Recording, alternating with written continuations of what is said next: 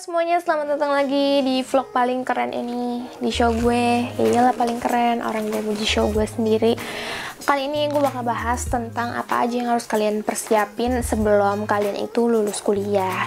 Nah, pasti yang nonton video ini banyak banget dari kalian yang masih maba-maba, masih menempuh perkuliahan. Bukan cuma satu orang yang udah gue temui dan dia tuh merasa menyesal tidak mengikuti apa-apa kegiatan atau organisasi selama kuliah, sehingga akhirnya di saat lulus kuliah dia bingung. Tidak ada CV yang bisa diisi, skillnya juga tidak ada yang bisa diisi.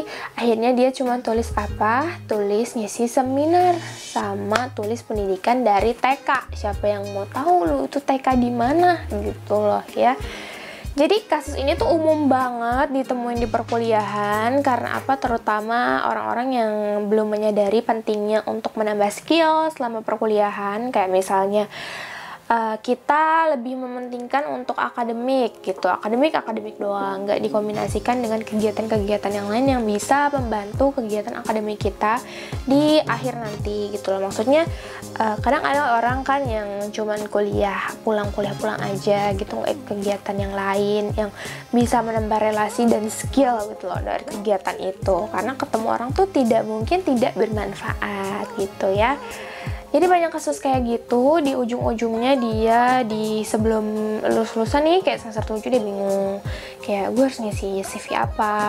Bahkan kayak buat cover letter, buat daftar magang aja itu gak tahu mau nulis apa. Oke, gue sangat menyarankan buat kalian semua untuk mengikuti kegiatan organisasi atau UKM atau kegiatan-kegiatan lain yang berkenaan dengan jurusan kalian atau hobi kalian itu selama perkuliahan. Karena apa? Karena itu penting banget. Karena melalui itu kita bisa menambah skill kita gitu kan, sama menambah relasi lah ya. Udah pasti, walaupun relasi ini juga cuma sekedar follow-follow IG doang, tapi setidaknya ketika kalian ikut kegiatan itu kalian jadi tahu info. Misalnya gini, gue ikut kegiatan tentang kehumasan gitu. Dari kehumasan itu kan kita jadi tahu ya, gimana sih kehumasan itu sebenarnya, gimana sih cara melaksanakan kegiatan dengan tata cara protokol itu seperti apa. Terusnya gimana sih cara ambil sertifikasinya, ini bisa nggak ya bermanfaat buat nanti kalau udah mau lulus gitu. Nah, apa yang akan dicari di dalam organisasi atau UKM atau kegiatan komunitas itu adalah pengalamannya saat kalian ikut kegiatan itu gitu. Hal yang pertama yang harus dikuasai sebelum lulus kuliah adalah kemampuan bahasa Inggris gitu. Ini ada korelasinya dengan kalian magang gitu ya. Kalau misalnya beberapa CV itu dibuat dengan bahasa Inggris biasanya ya, cover letter juga, kemampuan bahasa Inggris itu juga dinilai selalu, tidak mungkin tidak dinilai. Jadi kalian harus belajar bahasa Inggris ya. Oke, kalau misalnya gue yakin lah semua orang yang udah masuk kuliah itu bisa bahasa Inggris pasti.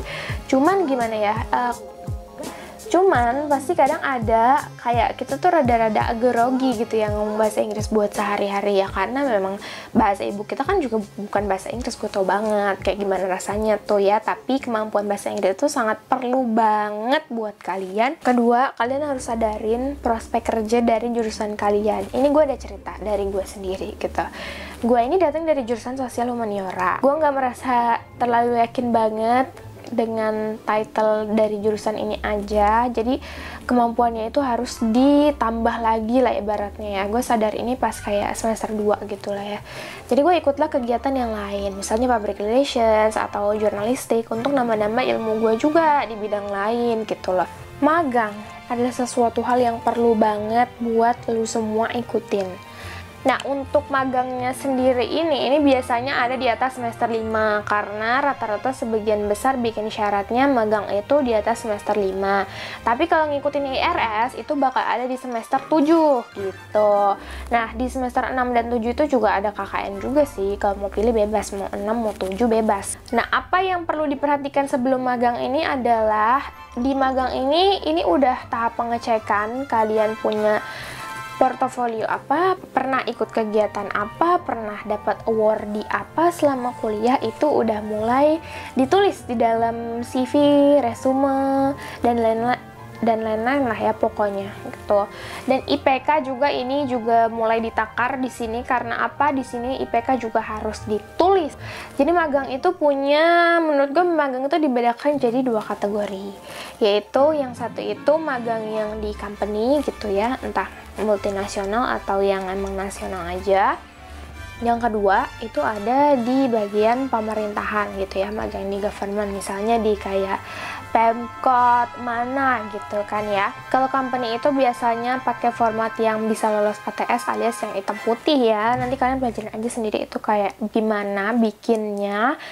Dan kalau misalnya kalian anak desain gitu ya, itu elemen-elemen itu juga mempengaruhi sih, karena itu kan kreativitas desain kalian. Cuman kalau misalnya kalian mau magang di company yang multinasional itu atau company nasional, biasanya dia pakainya sistem resumenya atau bikin CV-nya itu pakai format ATS, yaitu yang hitam putih. Jadi itu kayak dimasukkan ke mesin gitu loh, biasanya biar bacanya itu cepat gitu loh, ngelihat data kalian itu kayak riwayat kalian tuh seperti apa begitu. Kalau misalnya magang di pemerintahan itu biasanya dia ngasih proposal ke tempat situnya ya.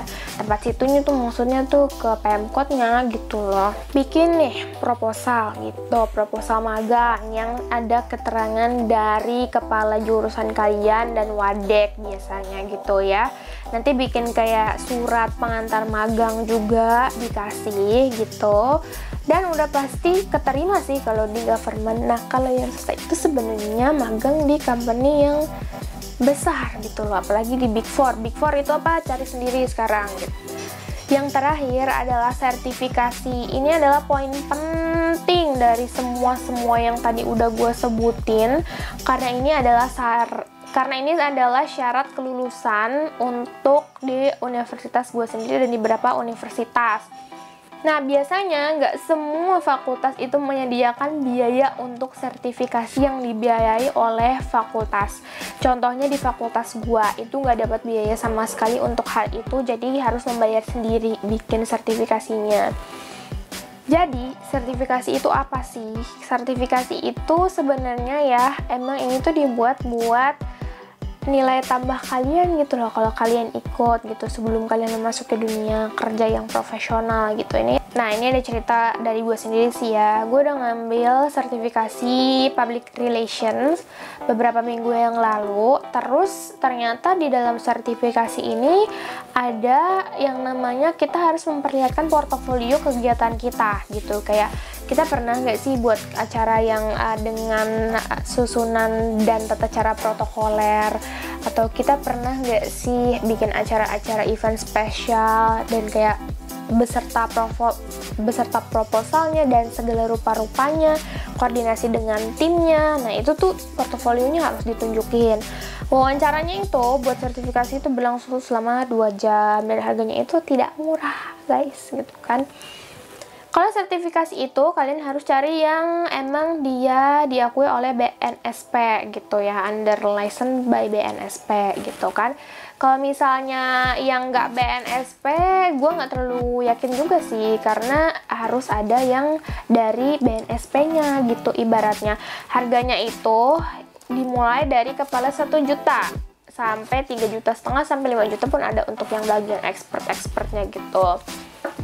Yang terakhir, pamungkas dan paling penting banget adalah sertifikat TOEFL. Buat apa? Buat syarat kelulusan lah. Buat tes TOEFL-nya itu cocoknya dilaksanain pas kalian libur-libur semester 7. Karena apa? Karena itu waktu yang paling senggang banget buat kalian juga belajar tes TOEFL-nya. Nah, untuk tes TOEFL-nya itu ada 2 tahun masa berlaku. Jadi masih ada 2 tahun lah setelah itu diterbitkan, kalian masih bisa pakai itu gitu. Kalau misalnya yang ITP itu biasanya buat cari beasiswa ke luar negeri. Gitu guys, itu aja hal-hal yang harus kalian persiapin buat sebelum lulus kuliah. Jadi gue harap gak ada lagi insiden-insiden yang bilang gue nggak tahu gue mau harus ikut apa, gue nggak punya CV apa, gue nggak punya pengalaman apa-apa, gue nggak pernah ikut lomba apa-apa. Gak ada lagi alasan semua itu. Terima kasih buat yang udah nonton. Jangan lupa subscribe biar gue bisa ada AdSense. Oke, terima kasih. Semoga datang kembali ya.